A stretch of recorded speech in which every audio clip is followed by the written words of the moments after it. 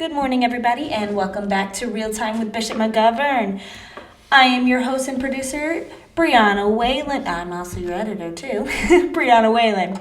Today, we're going to be talking about education. It's a big celebration coming up. It's graduation season for 8th graders, high schoolers, college graduates. It's the next chapter in our life. And I'm welcoming back our main host, Bishop McGovern. How are you today, Bishop? I'm well, Brianna. How are you today? I am fantastic. So, Bishop, can you tell us a little bit about your own education? Well, I think education is so important, and as this time of graduations happening, it's a good time to reflect on education. My own education, my parents believed in education, Catholic education especially.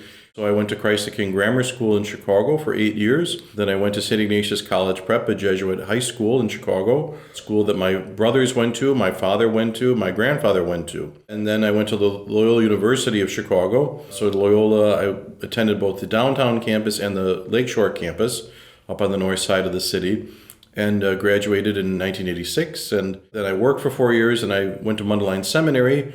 And in 1994, I received a baccalaureate of sacred theology and a master's of divinity. So I've had lots of opportunities for education over the years, and it's really been formative for me in terms of how I look at the world, how I look at life and reality, how I look at God and faith, and how I look at my life and the lives of people all around me. So, Bishop, you said you came to Belleville, that you are a strong supporter of Catholic schools. Can you talk about a little bit about that? When I first came to Belleville almost 2 years ago as bishop, I was asked about schools, and I said to people, I am a strong supporter of Catholic schools. I think Catholic schools are an excellent effort of evangelization and service. Education is something I think the Catholic Church does very well here in the United States, particularly, as well as other parts of the world, and that we're blessed at this time in this Belleville Diocese to have 3 Catholic high schools. We have 27 Catholic grammar schools, and we have opportunities all over for young people to be able to have a Catholic education. So schools require a lot of effort. Some sacrifices are made to make sure that we can have good Catholic schools, but I think those sacrifices are well worth it when you consider the good influence that Catholic education has had on our youth, on family life, and on society here in the 28 counties of Southern Illinois. Do you need to be Catholic to go to a Catholic school?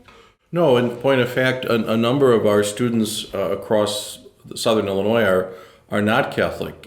Southern Illinois has quite a few opportunities for education. There's the public school system. There's also a very strong Lutheran school system. There are a number of private schools, and then our Catholic school system. So I would say many of our schools have non-Catholic students who participate. I think that's because parents respect the Catholic schools. They like the fact that they're a good environment for learning. There's formation involved. You can talk about God. You can pray. You can sing Christmas carols. You can sing Easter songs. You can worship.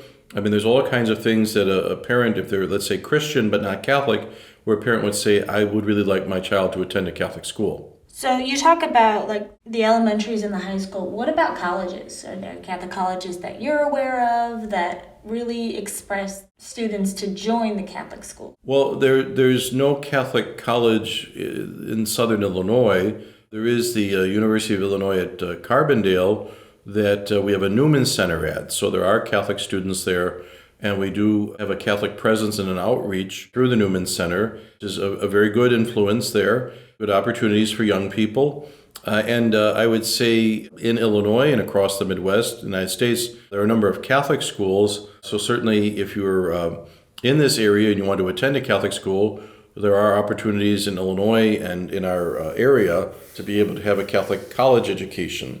And what that can look like, even if you're an engineering major or you're an accounting major, but there's still a sense of the purpose, the goals, the presence of a Catholic university and college, that the faculty, we would hope, would buy into the vision of what is Catholic education about in terms of forming the whole person. And also most Catholic colleges, even if you're studying, let's say, engineering or accounting, you would be required to take a certain number of core courses of philosophy, theology, perhaps classes that would help you understand a little bit more about how to look at life and the world through the lens of faith, and particularly about Christian faith. What do you tell a student who isn't in a Catholic college or isn't in like a Christian kind of community? How do you tell them that they can still stay connected even though they're not a part of a parish anymore? Well, I think, college is a stage in a person's life. Most people don't go to college and stay forever. You're there for 4, maybe 5 years to achieve a degree and have an education. But I would say, some of our young people, they go to college, and while there, at least during the academic year, they connect with either a Newman Center, a chaplaincy for Catholic students on campus, or perhaps off campus, there's a nearby parish that has a particular outreach for students, and that I would hope young people would continue to be people of prayer, people who celebrate the Eucharist, people who celebrate the sacraments, and especially to be able to get to know their peers who are also trying to live their Catholic faith during those years of, the ages of 18 to 22, 23. So that's very, very important. So I think it is significant that when a young person's, like, say, making a college visit as a junior in high school or senior in high school, I would encourage parents, make sure when you go to visit a school, find out, is there a Catholic chaplaincy on campus? Is there a Catholic parish nearby? And try and connect your young person. In the end, they're going to have to be the ones who motivate themselves to get up and go and participate. But I think it helps to lower the hurdles if you have some familiarity with the Catholic presence before you even arrive on campus permanently to be a student. How can we promote Catholic schools to have a better future? Like, what do you see the future of Catholic schools in Southern Illinois? I think there's a good future for Catholic schools. I would say we need to make sure that we can properly staff them, have the resources to provide for them, and have a sense of promotion to encourage parents to choose Catholic schools. So I think we have to work at making our schools the best that they can be. I think we have to try and provide fair standard of living for our teachers, our principals, our staff. And I think we also have to invite more parents to discover Catholic schools, because a lot of parents, they're raising children, and the parents themselves may not have been part of a parochial school growing up. And, when you think about perhaps in a marriage, only one parent is Catholic, and that parent may or may not have been part of a parochial school. But I think we really have to try and encourage people, if you have not taken a look lately at Catholic schools, come for a visit, come to an open house, learn more about the Catholic school in your area. And in terms of supporting Catholic schools, I would encourage all of our listeners to consider the Empower Illinois program here in Illinois, which allows us to designate part of our tax payment to the state that it could be given to school, and you can even name a specific school.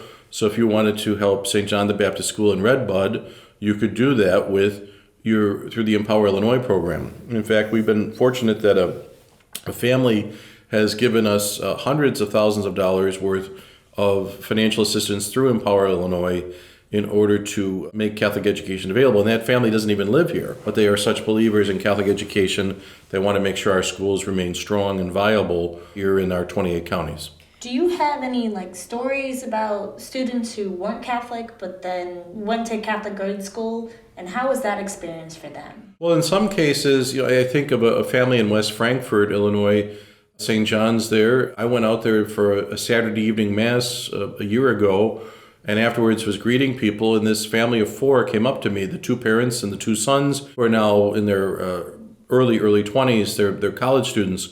But the mother said to me, Bishop, when we first put our boys in the school here at St. John, when they were junior high age, she said at that point, none of us were Catholic. But over the years, all 4 of us became Catholic, each at different moments. But it really impressed upon me the influence Catholic schools can have for evangelization, that people have a chance through Catholic education to discover who are Catholic people, what are they like, what do we believe, and they might come to a moment of deciding, I want to be part of this. And so we've seen a number of people become Catholic through attending Catholic schools.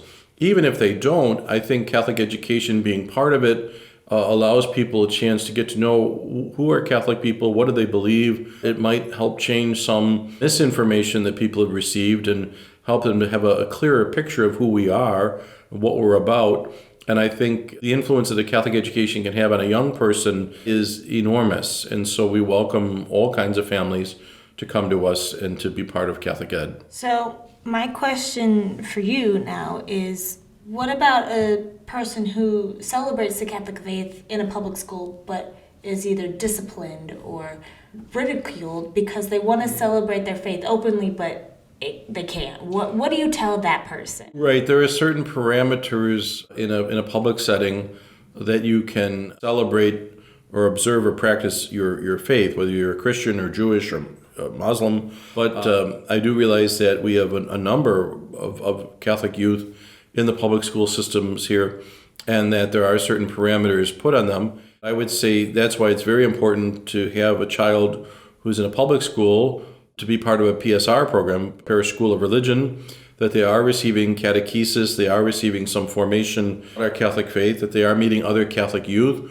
who perhaps attend the same school that they do. But then there's a sense of our peer group, that we are Catholic people, we are celebrating the sacraments, and that to form a young person to be a person of prayer, a person who celebrates the Eucharist, a person who knows what it means to go to confession. I mean, these are all very important things.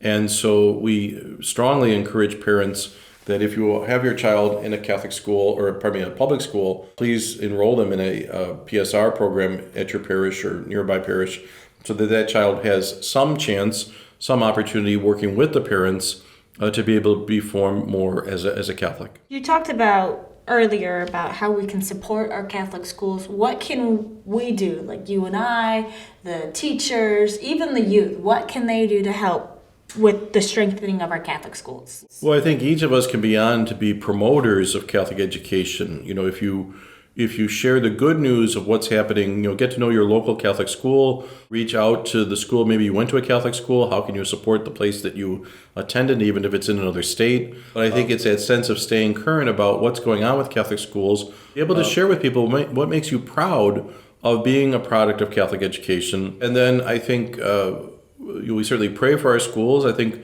we also should be thankful and express our gratitude to teachers, to principals, especially these last 2 years with the COVID crisis. When I think about what principals and teachers had to go through in order to have in-person education safely, or even remote education took effort. And so I'm very grateful to all of our principals and our teachers and our staff, all of our schools, for all they have done at a great effort these last 2 years, and I thank them from the bottom of my heart. I also think we have to look at how we can offer the sense of continuity, that our schools will be here, and that people will begin to enroll their children, as a first grader, let's say, with a thought that, yes, this school is going to be here, and my child's going to go through this program for the next 8 years. That's important. If we have resources, people donate to schools, even if they don't have children in them at the present time. They attend fundraisers to try and come up with the resources a school needs. I've also been, Brianna, very impressed the number of times here in Southern Illinois, in just my 2 years as bishop, that someone has left a bequest to a Catholic school. And sometimes very significant amounts of money. I mean, all of it helps. Any kind of donation helps. But I've been impressed by the commitment people have expressed through remembering a Catholic school in their will, and that has really, in a couple cases, helped secure a future for some of our schools here. Oh, I didn't know that. That's amazing. Do you think there's a need for another Catholic school, high school, elementary, maybe even a college? Well, here in Illinois, we always have to look at the demographics. I think we have to look and see, where do people live? Where are people raising families?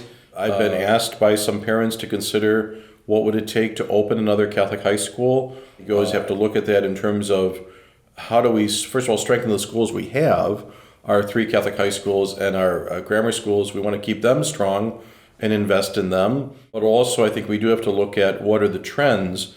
So, for instance, we have a growing number of Hispanic families in Southern Illinois, and many of them are Catholic. And how do we invite more parents who maybe didn't attend a Catholic school themselves to consider Catholic education for their children? And I think we can look at, how would we ever want to reopen a school that closed? Would we ever want to start a school? I'm certainly open to that. It's just a question of the school would have to really be able to sustain itself into the future. And I think most parents would want to make sure a school is going to be there for a good stretch of time before they would say, yes, we're going to jump in with both feet to Catholic education at a new school. But it's been done. It's been done in the Springfield Diocese. It's been done in Missouri. It's been done in Illinois.